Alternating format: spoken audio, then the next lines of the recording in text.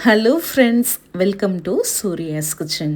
இன்றைக்கி இந்த வீடியோவில் செலவே இல்லாமல் வீட்டில் இருக்கக்கூடிய வெறும் 4 பொருளில் 10 நிமிஷத்தில் சூப்பராக நல்ல டேஸ்டியான ஒரு ஸ்வீட் எப்படி செய்கிறதுன்னு தாங்க பார்க்க போகிறோம்.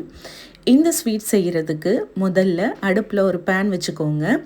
இதில் 1 கப் ஜவ்வரிசி சேர்த்துக்கலாம். மாவு ஜவ்வரிசியாக எடுத்துக்கோங்க. நீங்கள் சின்ன ஜவ்வரிசி, பெரிய ஜவ்வரிசி எது வேணாலும் எடுத்துக்கலாம். இப்போ இந்த ஜவ்வரிசியை அடுப்பை மீடியம் ஃப்ளேமில் வச்சு ஒரு 2லேருந்து 3 நிமிஷம் நல்லா வறுத்தெடுத்துக்கோங்க. ஜவ்வரிசி வறுக்கும்போது பொரியிற சத்தம் கேட்கும், அது வரைக்கும் வறுத்துக்கோங்க. இப்போ இது நல்லா வறுபட்டுருச்சு. இதை ஒரு தட்டில் கொட்டிட்டு ஆற வச்சுக்கலாம். வறுத்துட்டு நம்ம அரைக்கும்போது ஜவ்வரிசி நல்ல பவுடராக அரைப்பட்டு கிடைக்கும். இப்போ இது நல்லா முழுமையாக ஆறுனதுக்கப்புறமா ஈரம் இல்லாத ஒரு ட்ரையான மிக்சி ஜாரில் சேர்த்துக்கோங்க. இது கூடவே ஒரு 2 ஏலக்காயோடைய விதை எடுத்து சேர்த்துக்கோங்க. இப்போ இதை நல்லா நைஸான பவுடர் ஆகிற அளவுக்கு அரைச்சி எடுத்துக்கோங்க. இந்த மாதிரி இப்போது இதை ஒரு ஜல்லடையில் போட்டுட்டு இதை நல்லா சலிச்சு எடுத்துக்கலாம். இந்த மாதிரி நல்ல பவுடராக சலிச்சு எடுத்து வச்சுக்கோங்க. இப்போ இது அப்படியே ஒரு ஓரமாக இருக்கட்டும். இப்போ அடுத்ததாக அடுப்பில் ஒரு பேன் வச்சுக்கலாம்.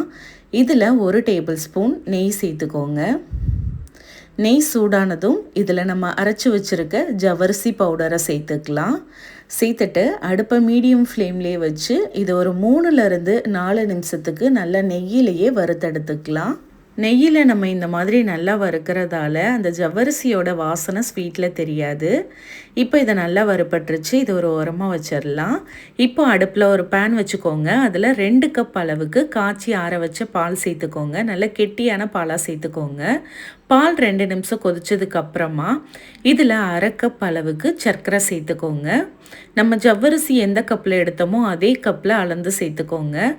இப்போது இந்த சர்க்கரை நல்லா பாலோட கரைஞ்சி வரட்டும்.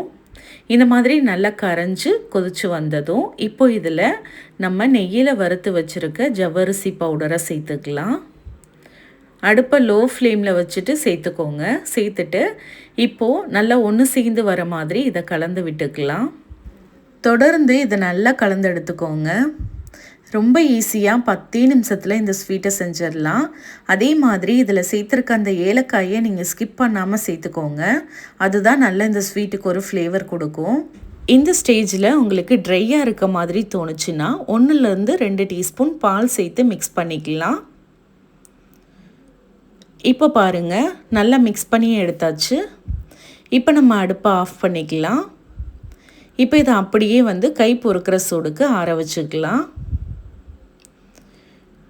இப்போ இதை ஒரு பிளேட்டில் மாற்றிட்டு இந்த மாதிரி மாவை நல்லா பிசைஞ்சு எடுத்துக்கோங்க. இப்போ நம்ம ரோலர் வச்சு இதை தேய்ச்சி எடுத்துக்கலாம். ஒரு 1/2 இன்ச் திக்னஸ் இருக்க மாதிரி நம்ம இதை ரோல் பண்ணி எடுத்துக்கலாம். இப்போது நம்ம இதை சின்ன சின்ன பீசஸாக கத்தியால் கட் பண்ணிக்கலாம். அப்படி இல்லைன்னா இந்த மாதிரி ஒரு குக்கி கட்டர் வச்சு ரவுண்ட் ஷேப்பில் கட் பண்ணி எடுத்துக்கலாம். இல்லைன்னா உங்கள்கிட்ட வாட்டர் பாட்டில் மூடி இருக்குன்னா அதை வச்சு கூட நீங்கள் கட் பண்ணி எடுத்துக்கலாம். உங்களுக்கு விருப்பமான ஷேப்பில் நீங்கள் செஞ்சுக்கலாம். இப்போ அவ்வளோதான் பாருங்கள். இந்த மாதிரி நீங்கள் அதை எடுத்துடலாம்.